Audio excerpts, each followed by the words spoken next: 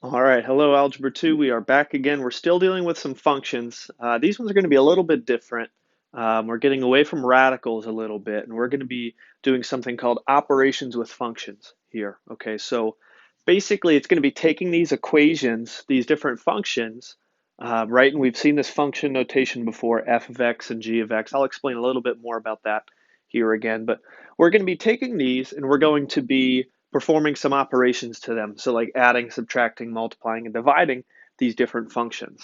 Okay, so it's a little bit weird at first, and from here we're going to be also getting into something called inverse functions and composite functions. Those will be in different videos, but yeah. So for this one, we're going to be just performing some simple operations to these functions and talking about what that means. Okay. But first, a little bit of a review. Okay, we're going to be talking about what this notation means and what we do with that. Okay, so again, we're given these two different equations. We're given f of x, which is just the name of this equation right here, this x squared plus 3x plus 2. Okay, what this is saying, I like to think of this f is kind of the name of the function, and x, when it says x in the parentheses, that's just kind of telling you what variable is in the equation. Okay, so kind of it's saying it's an equation called f, and it's in terms of x, this variable. Okay, and then you have the second equation that's called g of x. Okay, and it's saying, okay, here's the second equation with the name g, but it's also in terms of the same variable. Okay, so that's kind of what the notation just means in general. Okay, and then you might have seen these before in Algebra 2, this f of 3 and this g of negative 4, this weird notation, okay? Basically, what this is saying is, right, it's saying, okay, dealing with the f equation, right, this f equation, this top one, it's saying, take it in terms of 3 now. So instead of an x, right, an x was in the parentheses here, make it a 3 there instead, okay? And it's simple. It's really simple mathematically to do. It can just be hard to know what this means, okay?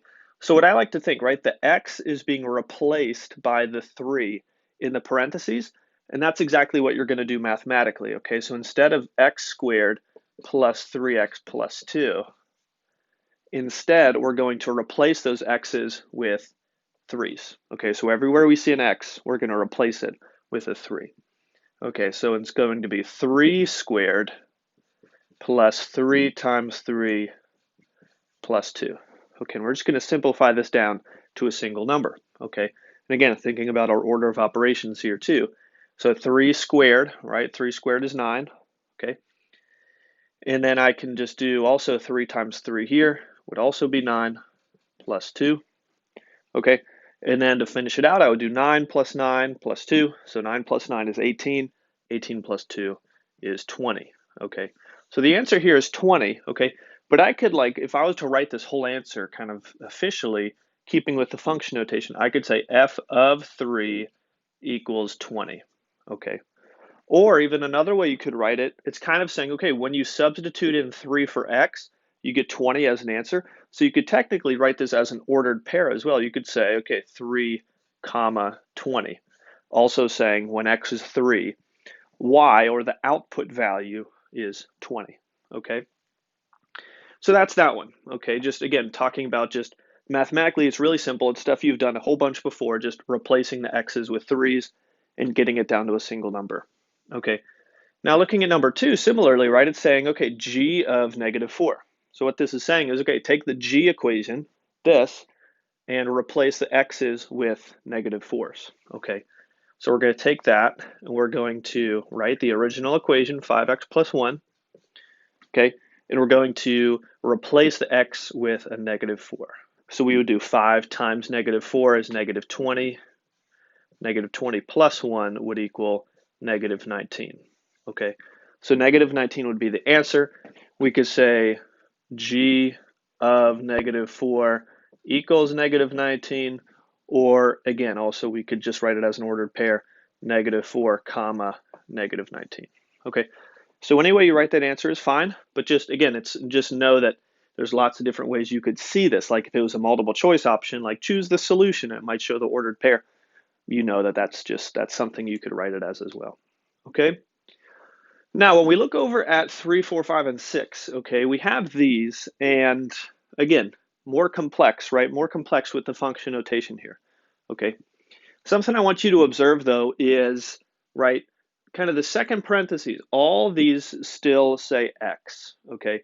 So basically what that's telling you is instead of replacing x with a number, right, we're still keeping it in terms of x, okay? So that's something to look for too, is if it's a number in here, we're gonna substitute that in. If it stays as x, we're not substituting anything, we're just keeping that as x, okay? But what is it telling us to do? Well, it's telling us basically to like add these two equations or these expressions together, okay? So like the f equation, x squared plus 3x plus 2, and the g equation, 5x plus 1, it's saying add those two expressions together. So it's saying take the f equation plus the g equation, okay? And so I'm basically going to take this group plus this group, okay? And we're going to simplify it down. So if I took that, right, the f equation, x squared plus 3x plus 2, right, that's the f group plus the g group, 5x plus 1, that's all it's telling you to do is just kind of take those two groups, add them together to be a single group, okay? And to do this, I'm just going to have to just combine like terms, okay, across the two groups. So again, I have x squared plus 3x plus 2 plus 5x plus 1. So I'm going to look for my like terms, okay? Like terms have the same variable and the same exponent, okay? So I see 3x and 5x, and I'm adding those, right? So 3x plus 5x would give me 8x, okay? So 8x, again, this x squared, I could have written that down first because that doesn't have any like terms. So x squared plus 8x, and then I also have my constants, 2 plus 1, right? My other like terms, so 2 plus 1 will give me positive 3.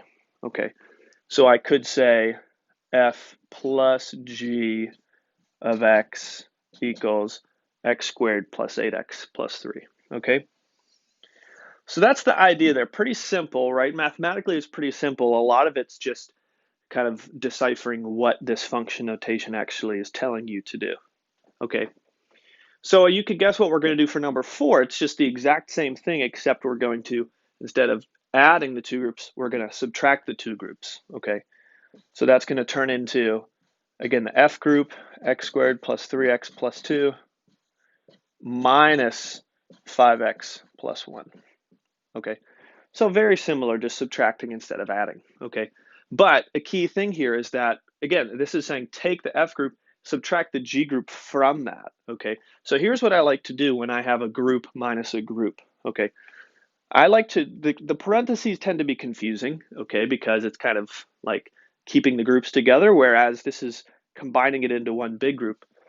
So I like to even just drop off the parentheses. So you can do that straight away from the first one. But with a second group, again, what we're doing is we're taking the first group and kind of subtracting the second group from that. Okay, so what I like to do to account for that is I like to what I call distribute the negative to that second group, meaning I have to account for the fact that I'm subtracting all the terms in this second group from the first group. So distributing that negative accounts for that. So that would change, right? All distributing the negative does is change those signs in the second group, okay? So it becomes negative 5x, right? It was positive 5x, now it's negative 5x. It was plus 1, now it's minus 1. Okay, so again, it kind of changes all those signs for me before I combine. Just, again, it eliminates a lot of mistakes when you do that first. Okay, it's just an extra step. But again, math is all about avoiding mistakes and doing it right. So that definitely helps. Okay, so now I just combine my like terms. So I have the x squared, again, no like terms there. I have this 3x, this time I have 3x minus 5x, or 3x and negative 5x. Combining those, I will get negative 2x, okay. And then I have these two constants again. So positive 2 minus 1, that would leave me with positive 1, okay. So I could say f minus g of x equals x squared minus 2x plus 1. And there we go. There's number 4. Okay, 5 and 6. So our other two operations, multiplying and dividing. Okay, so with multiplying, okay, again, same idea, just taking the two groups and multiplying them. So x squared plus 3x plus 2 times 5x plus 1. Okay, So what I'm going to have to do here is a lot of distribution. So basically, I need to distribute each of the terms in the first group to each term in the second group, okay? So there's going to be 6 different multiplications that happen here, okay? Basically, so it's going to be x squared times both of these, okay? So x squared times 5x would, again, just combining those, 5x cubed, right? The 5 comes there, and then x squared times x cubed, okay? Then x squared times 1, right? Anything times 1 is just itself, so that just stays x squared. Okay, so that's the first term distributed to the second group. Now the 3x distributed to the second group. So 3x times 5x would give me positive 15x squared. Okay, and then again 3x times 1 would stay just 3x. Okay, so there's my second term distributed. Now I do my last term distributed, so my 5th and 6th multiplications. So 2 plus 5x gives me 10x, and then 2 times 1 gives me positive 2. Okay, so there's all the multiplication, and then my last step is just combining the like terms in here. Okay, so 5x cubed, there's no other x to the third terms in this list, so that just comes down. Okay, I have these x squared terms right next to each other. Okay, so 1x squared plus 15x squared gives me 16x squared. Okay, so just adding those two x squared terms. And then 3x plus 10x gives me 13x, right? Adding those two x terms. And then this plus 2, the only constant, so that stays the same. Okay, so again, I could say f times g of x equals this big group right here. All right, so hopefully you're getting the idea. Okay, again, as you could guess, this last group here, f over g of x. Okay, so again, it's taking x squared plus 3x plus 2 over 5x plus 1. Okay, so the f group over the g group. Okay, and for this one, there's something called polynomial long division. Doesn't that sound fun? We'll actually learn that later in the year, so you don't get out of that one. But we haven't learned it yet, and I don't think it would simplify greatly if I did that here. So it's fine for now, based on what you guys know. It's just fine. Once you get the setup of this, you can just leave it just like that.